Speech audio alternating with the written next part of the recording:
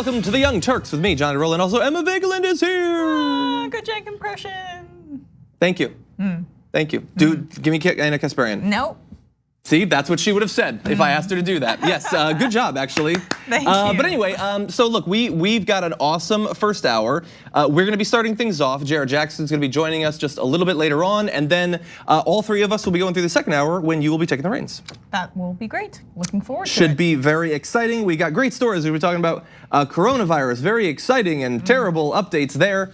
Let's see, we've got a lot of Bernie Sanders. Basically, last night there was a town hall with CNN, so we've got some clips from that. New attacks against Bernie Sanders, we're gonna be breaking those down, and lots more where that came from. But before we launch into that, I did wanna let you know that later on today, starting at 10 p.m. Eastern time, 7 p.m. Pacific time on tyt.com/live, we are going to be giving live reactions to the South Carolina debate with Emma will be here, Jank and Jared Jackson. I will likely be here. I am currently scheduled to be doing live commentary on CNN, but I will likely be kicked, rightfully so, and I will be back here giving commentary on TYT instead.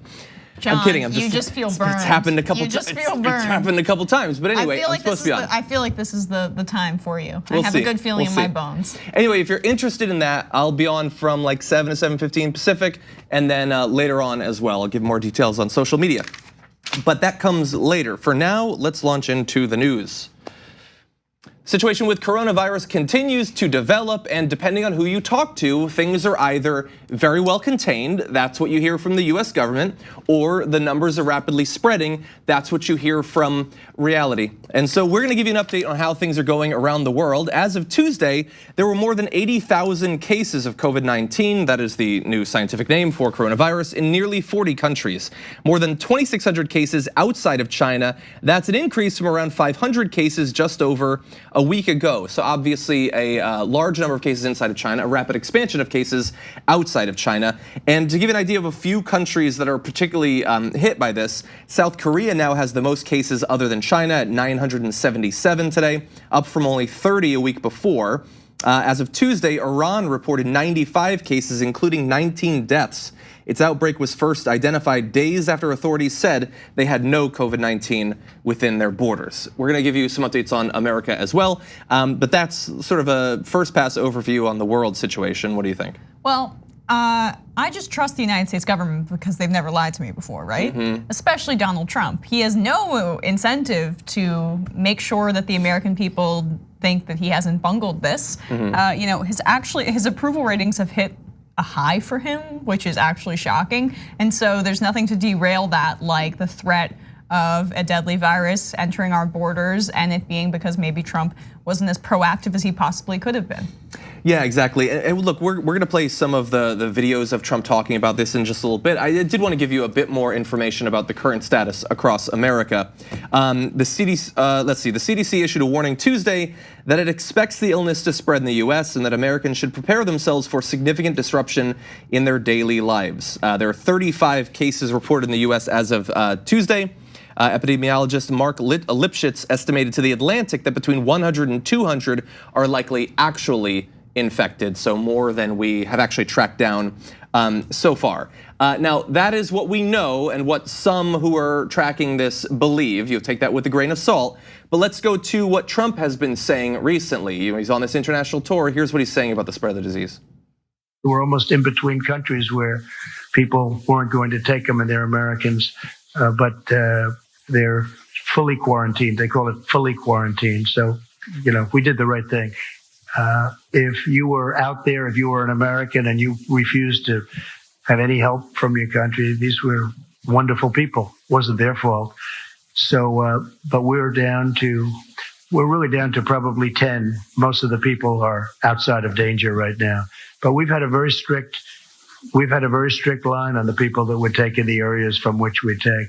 And I did it very early. It's never done before, and I did it early. So I think it was a good decision as it turned out.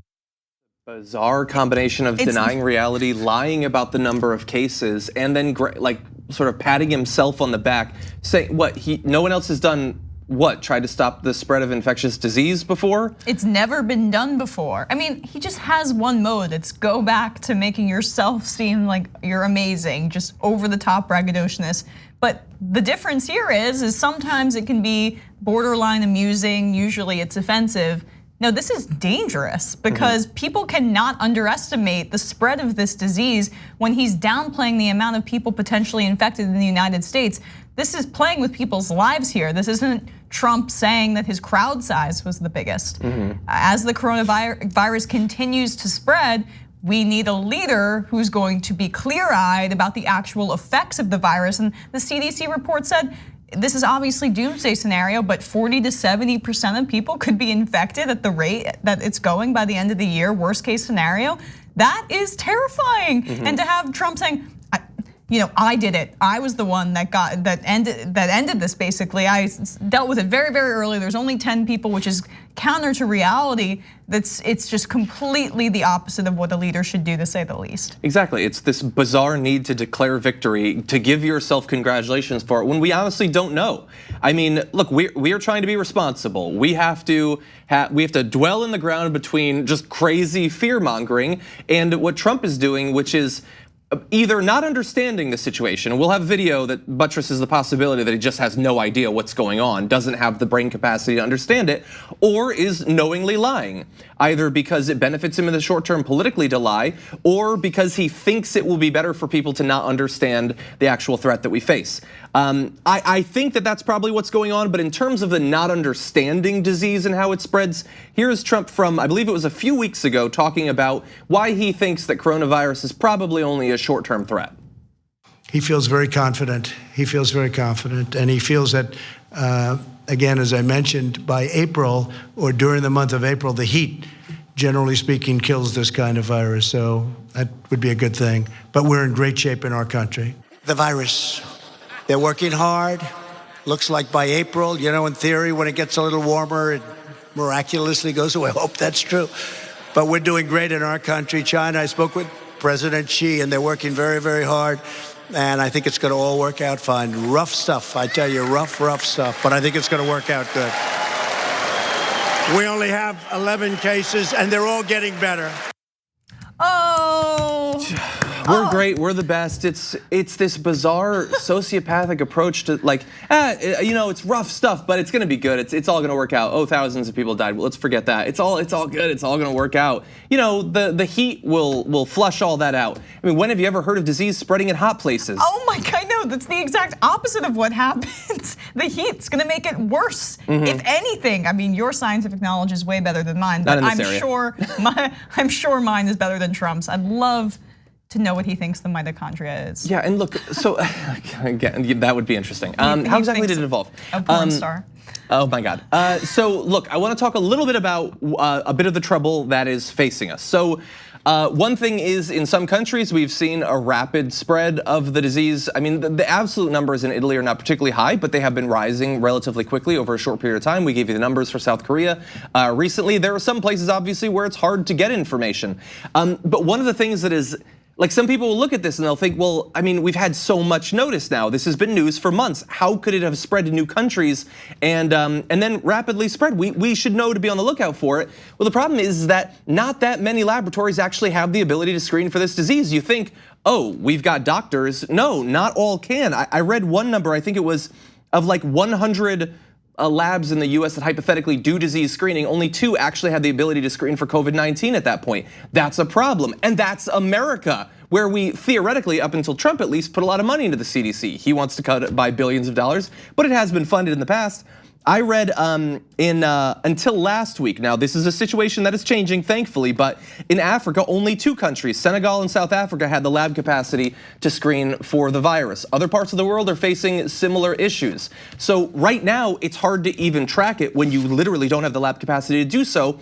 And although a vaccine is being worked on and apparently that work is proceeding quickly, at some point you are going to need to administer it to hundreds of millions or perhaps billions of people, and that is going to be a logistical problem I can't even imagine trying to solve. And when you're entirely focused on the political ramifications of a virus as opposed to actually serving not just the American people, but the world as someone who's a steward of of so many people and has so much power, then you're going to be less inclined to actually work on a solution as opposed to just patching up the PR of it all. And for Donald Trump, it always comes down to PR.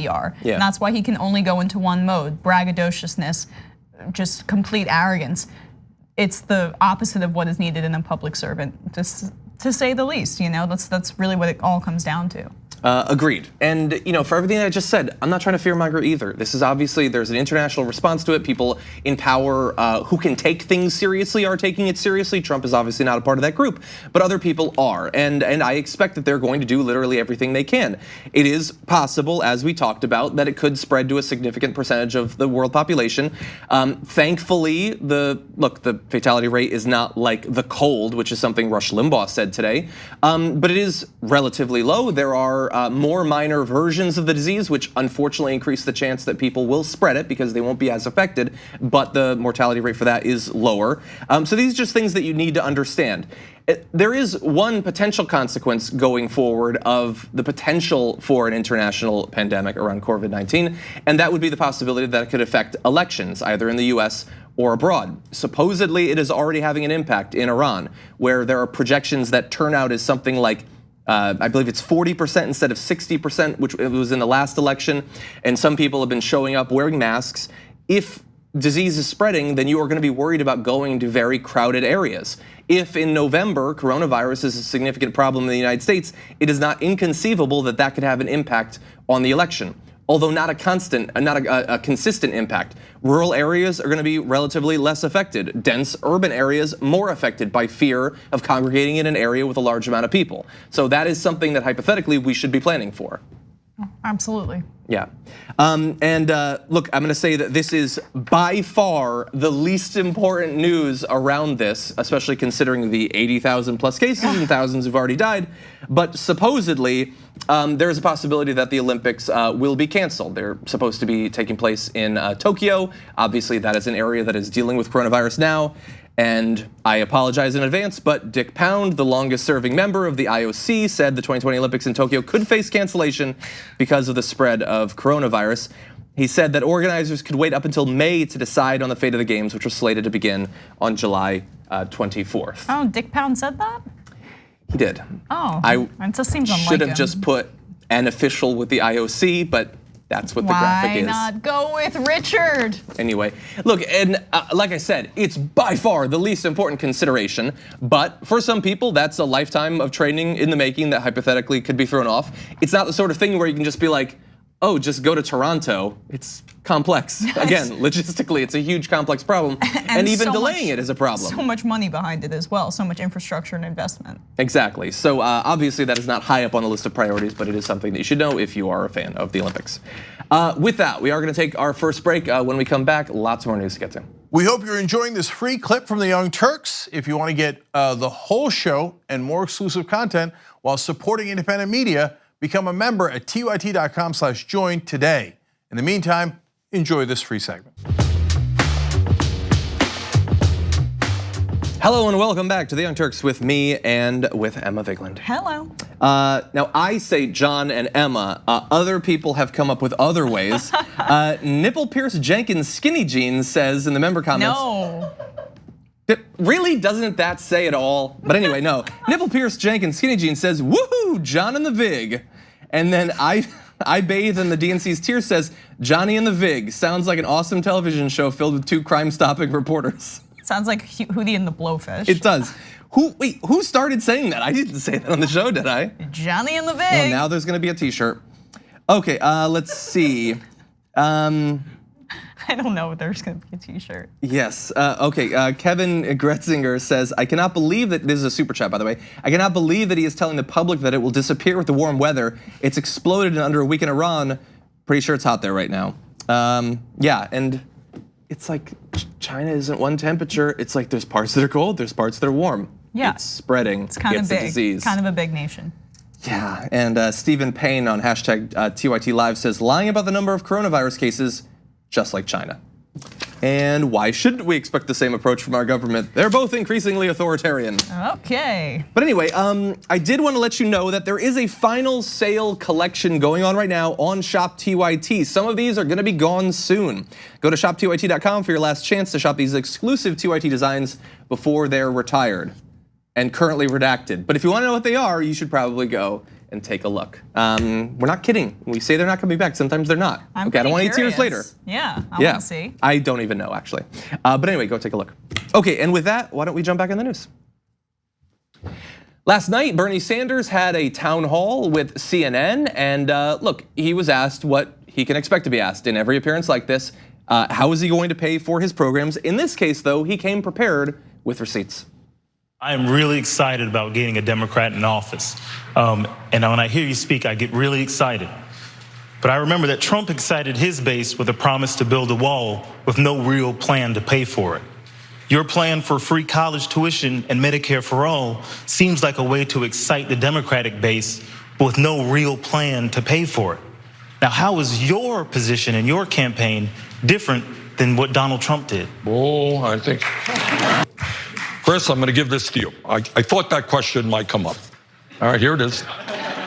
This is a list which will be on our website tonight of how we pay for every program that we have developed. So I'll tell you exactly how we pay for it. We pay for it through a rather modest tax on Wall Street speculation. That is how we pay for that. All right? You will remember 12 years ago, the Congress, against my vote, bailed out the crooks on Wall Street who nearly destroyed this economy. I think a modest tax on Wall Street speculation right now to make sure all of our kids who have the ability and the desire get the education they need is something that we should do.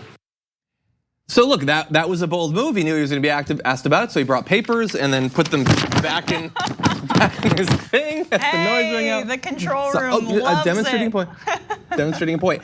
But anyway, look. So look, I was interested in seeing that. I saw that the Cuomo took a brief glance at it. I went to the website and looked in detail. And let's give you an idea of what you can find if you go to that. And it's all available right now.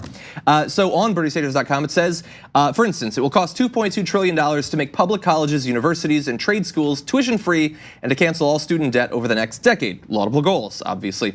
It's fully paid for by a modest tax on Wall Street speculation that will raise an estimated $2.4 trillion over 10 years. Now, obviously, for each of these individual components, there is more to it which you could find, and we can have a debate about whether the numbers work out the way he's saying, but it is all there. Hypothetically, that should cut off some of these constant repetitive questions about how you pay for it when it is available for you if you want to know.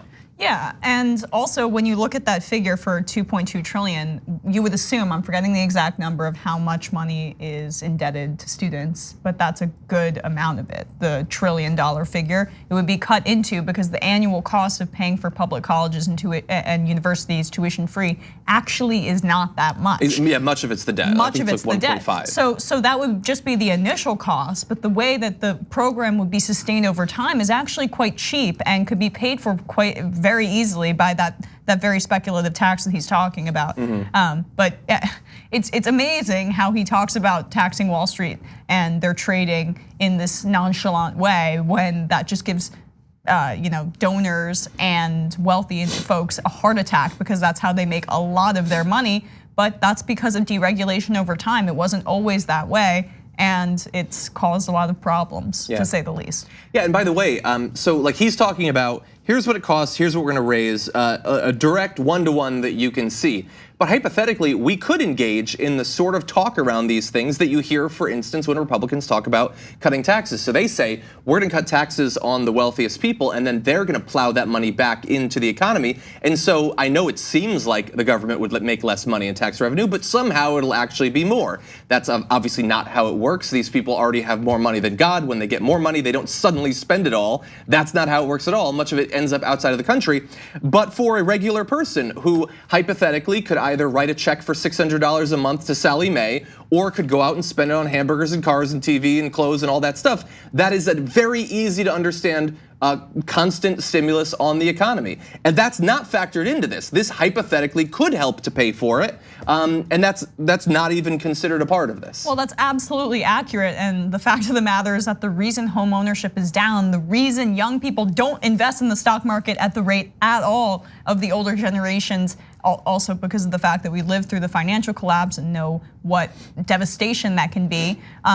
But part of that is because they have so much money tied up in student debt. And yeah, so the banks getting their interest payments from students who just want to get an education, or basically the students getting their money back and they're able to pump that money back into the economy, because wealthy people save their money, they hoard it. People who are middle class, poor people put their money back into the economy, and it creates a more robust spending system and a better economy for all of us. Yeah. But when you're actually just representing the interests of the powerful and couching it in pretending to care about the economy, that's what you get with Republican talking points, and even CNN's framing a lot of the time when they're talking about this very issue.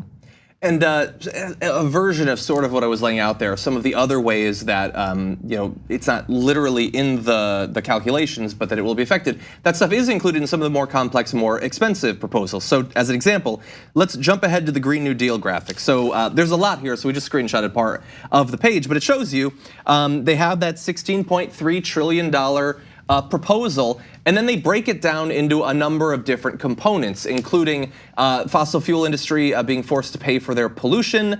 You have the wholesale of energy for a number of years before electricity in the US eventually transitions over to effectively being free. It's renewable, obviously. Reduce military spending by scaling back military operations on protecting the global oil supply, a cost that is rarely talked about in forums like this. You have extra income tax revenue from jobs that have been created, as well as less social safety net spending that will have to be given out because people will have the jobs from this proposal. So some of these are more complex, but it is all there, and there's more information besides if you're interested in that. Just an aside really on this, it's truly incredible that basically one congresswoman and a grassroots organizing group have forced the Green New Deal to be on the national conversation, as the litmus test for progressive climate change policy. Just a remarkable achievement that only took around 2 years. Yeah. Really incredible. It is.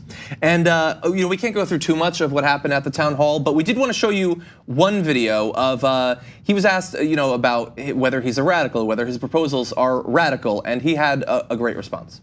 Slick giving me this piece of paper. I know. I couldn't pay attention. The criticism is there's a lot of detail in here. You can look for it for yourselves on the website. It is not matching the price tag that some put at about $30 trillion for the Medicare for all. But you get about halfway there. No. The question becomes, how do you get the rest of the way? Well, we get there. There was a study, Chris. I don't know if you happen to see it. I don't know if anyone, 30 trillion over 10 years. A study came out from Yale University, a number of epidemiologists, a really quite good study. What they said is when you get rid of all of the administrative waste that we have now, having to administer, can you believe that? Thousands and thousands of separate plans. When you get rid of all of that administrative waste, which other countries do, when you get rid of the profiteering of the drug companies, we can, in fact, pay for Medicare for all and substantially lower the cost for the average American worker. Now, you want to know how we're going to pay for it? Well, we can go on for several hours very briefly. Number one, for the average person, how do we pay for it today, Chris? You know how we pay for it? The average family in America makes about $60,000 a year. That family is paying premiums, deductibles, out-of-pocket expenses, and co-payments. That $60,000 a year family is now paying $12,000 a year for health care. It's an outrageous sum of money, about 20% of the family's income. What we do, among other proposals in there, is to say, all right, you are that average $60,000 a year family, you're gonna pay a 4% tax, exempting the first $29,000, leaving $31,000 of taxable dollars, which is about $1,200 a year. A heck of a lot better than what you're paying today. We also have a payroll tax. We have a payroll tax on employers, which will save them substantial sums of money. And because we're taking on the greed of the pharmaceutical industry, nobody in America on the Medicare for all pays more than $200 a year for prescription drugs. Okay, so that's my mistake, but it was a happy mistake because that video was great too, because he very clearly and succinctly broke it down, not just in terms of the absolute numbers that you need to know for paying for the whole program, but how it would affect an average family under this new program. He pretty much did exactly what Chris Cuomo was asking him and what the media has been asking him to do this entire time. Will it affect any of the talking points that come out about how Bernie can't pay for anything? I want your prediction on this, John. No.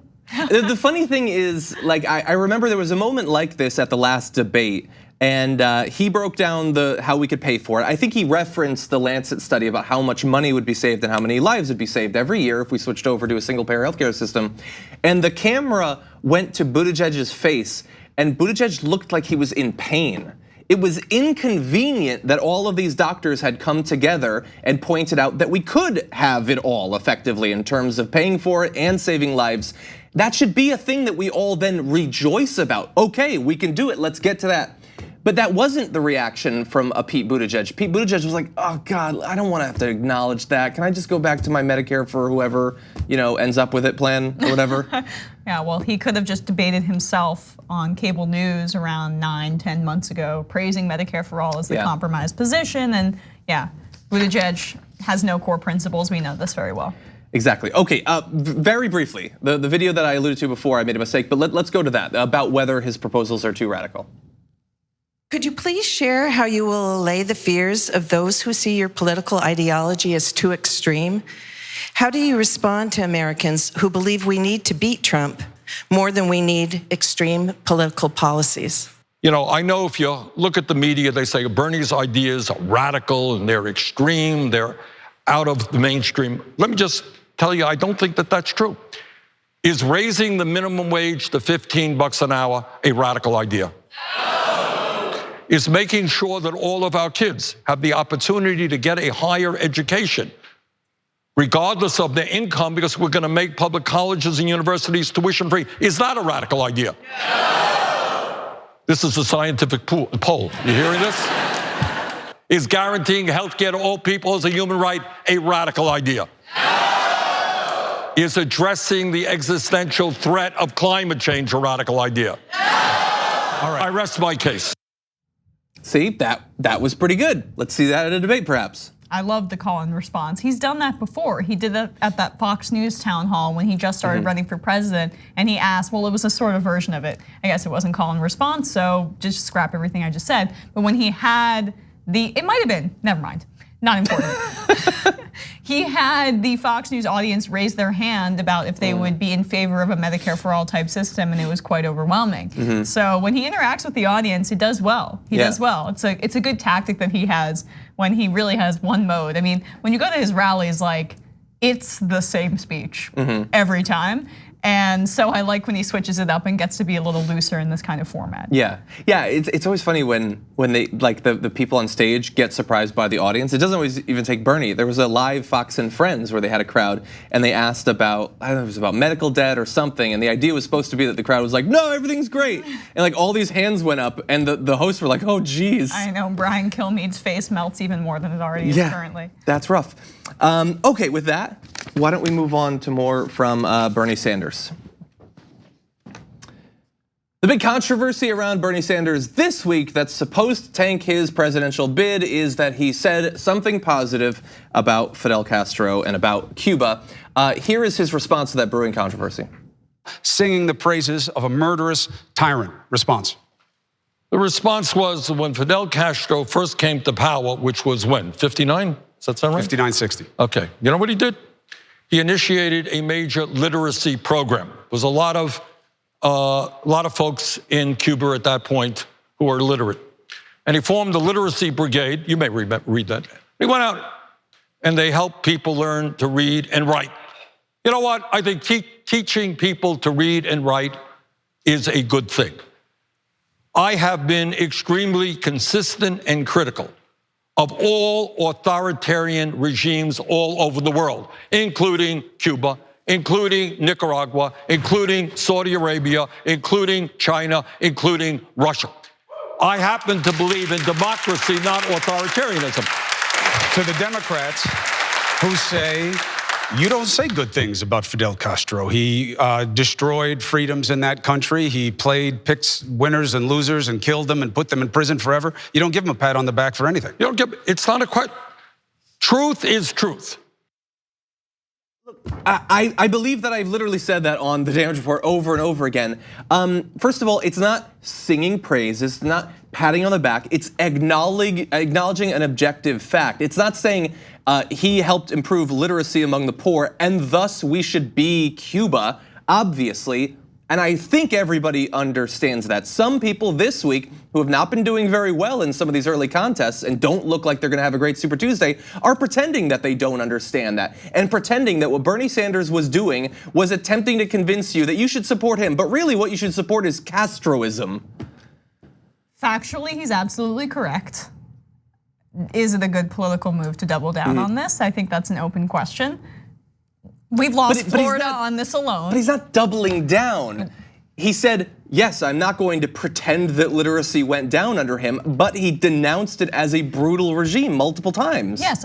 Which is what all the critics are saying they want him to do. No, and yet they seem non-placated when he does so. I agree. Factually, on the question he is, and the answer that he's giving, he's absolutely right, per usual. Yes, there are some nuances when we're looking at the Castro regime in Cuba, but there are also some really devastating aspects, and it's such a raw issue for Cubans, specifically in the state of Florida, that if you're making political calculations and looking towards the general election, perhaps it's not the best move to double down on this. And we've seen that Bernie Sanders is not above making political calculations. He distanced himself from the Zephyr Teachout op-ed that called Joe Biden corrupt, because Joe Biden and Bernie Sanders have a lot of crossover voters inexplicably.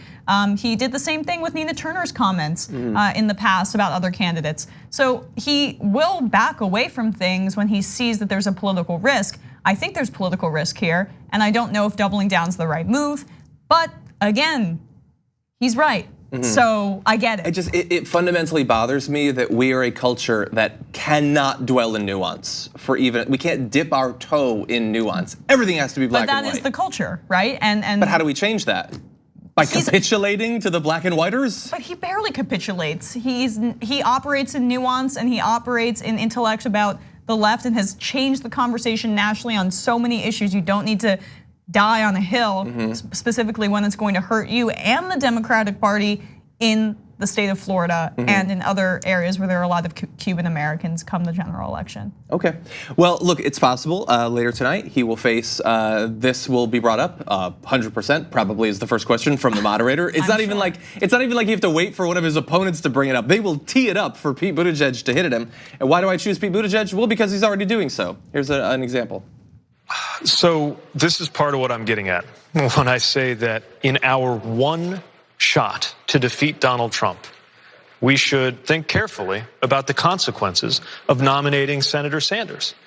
I don't want, as a Democrat, I don't want to be explaining why our nominee is encouraging people to look on the bright side of the Castro regime when we're going into the election of our lives. We need to stand unequivocally against dictatorships everywhere in the world. And so you don't think that's a good excuse? He says he thinks he's a dictator, but literacy is a good thing. There's no nuance to that. Why are we of course, literacy is a good thing, but why are we spotlighting the literacy programs of a brutal dictator instead of being unambiguous in our condemnation about the way he has treated his own people?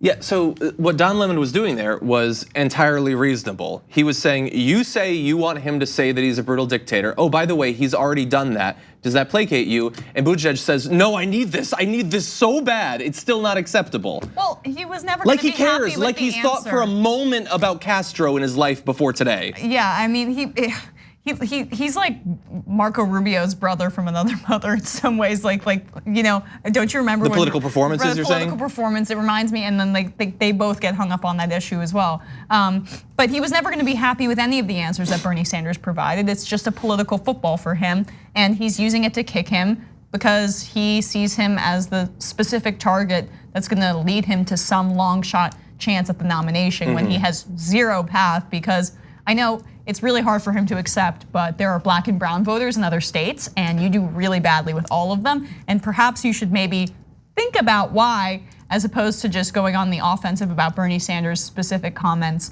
and the nuances with which he condemned Fidel Castro and the Castro regime.